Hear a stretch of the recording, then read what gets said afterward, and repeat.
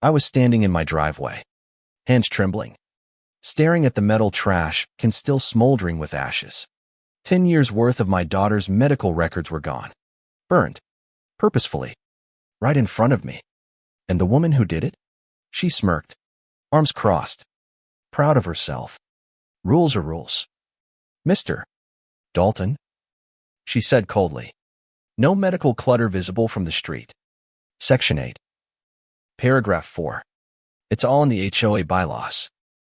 Her name was Claudia Whitmore, HOA president of Oak Meadow Hills, where we had moved just 6 months ago to accommodate my daughter Emily's condition.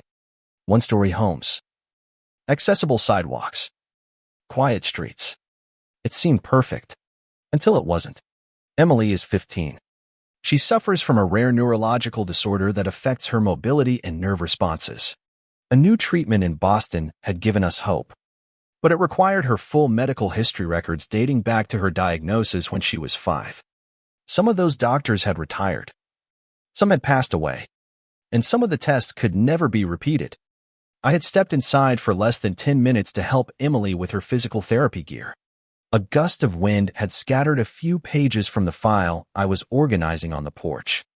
Claudia saw it as trash and decided to clean up the community. Instead of knocking, instead of calling, she gathered the documents and burned them. You should have been more careful, she said, like she was swatting away a mosquito. We're trying to maintain appearances here. I was silent, not because I didn't have a response, but because I was calculating. Claudia had no idea who I was. My name is Samuel Dalton. I'm the Deputy Commissioner for the County Health and Safety Division, and I had just watched someone set fire to the lifeline of a disabled child. That night, I had to sit down and explain to Emily why her treatment might be delayed. Her face brave, confused, quietly terrified or me apart. It's okay, Dad. We'll figure something out, she whispered, but I could see the pain in her eyes. And I blamed myself. I spent the next 2 weeks trying to salvage what I could. Dozens of calls, endless emails, visits to former clinics and hospitals. Dr. Lee had moved to Arizona. Dr. Mahoney had died last year. And St. Francis Hospital had been bought out. Their archive system was a disaster. Meanwhile, Claudia doubled down on her crusade, finding the Ramirez family for a basketball hoop, threatening an elderly veteran for planting flowers that weren't HOA approved, ticketing another family for having their trash bins out 45 minutes too early. But I wasn't sitting idly by. I was watching, documenting. My position gave me access to county construction records, public safety reports, contractor registrations, and what I found was jaw-dropping. For years, Claudia had been approving unlicensed work, electrical rewiring done without permits, pools maintained with industrial-grade chemicals far beyond safe limits, structural changes to the clubhouse that made it a death trap during a minor earthquake. Every contractor hired by the HOA was linked to the same address, one owned by Claudia's brother-in-law. The jobs were inflated by 40 to 60% compared to standard rates, and no competitive bidding was done. I waited for the next HOA meeting. It was held at the community center. I brought Emily with me and sat in the front row. Claudia walked in like a queen surveying her domain, nose in the air, smug as ever. I hope this won't be another attempt to dodge a citation, she said, eyeing me. Not at all, I replied with a smile. I'm here tonight in my official capacity. The room was full, more residents than I'd ever seen at a meeting. Whispers filled the room as I was introduced. I started by showing photos of Emily and explained how the destruction of her medical records had delayed her treatment. Then I pivoted. But that's not why I'm here. I'm here to report serious safety violations and potential criminal fraud by the Oak Meadow Hills HOA. The room went still.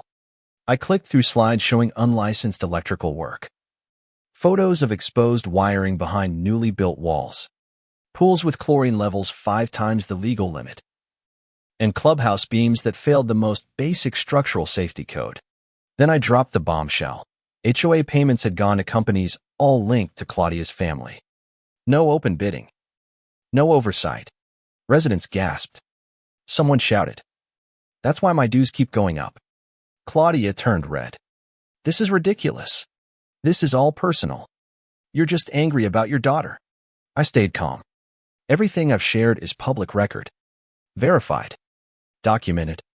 And I've submitted it all to the county ethics office.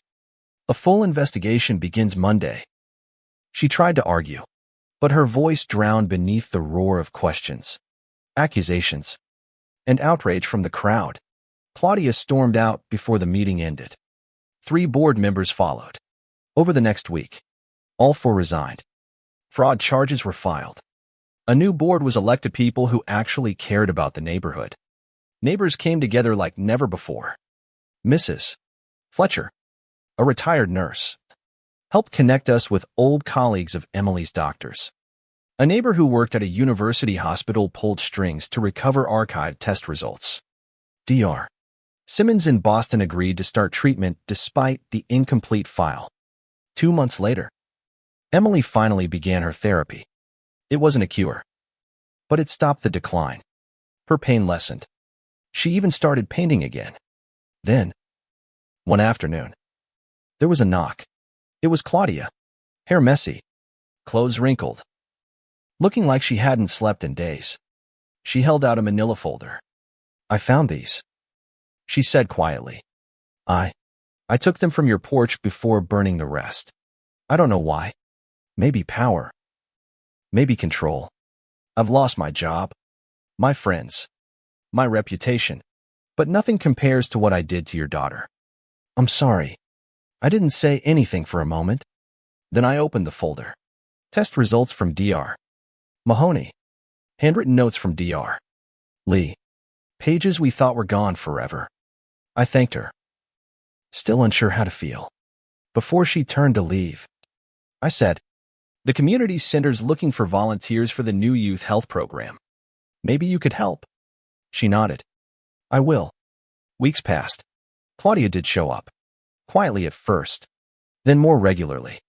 She filed paperwork, helped coordinate care events. She never tried to defend herself, never asked for forgiveness. But she worked. Emily asked me one night, did we win, Dad? No, I told her. There were no winners here, but maybe everyone learned something. She smiled. Then it was worth it, and I realized she was right. True justice wasn't about punishment, it was about accountability, change, and healing. We didn't just get our neighborhood back.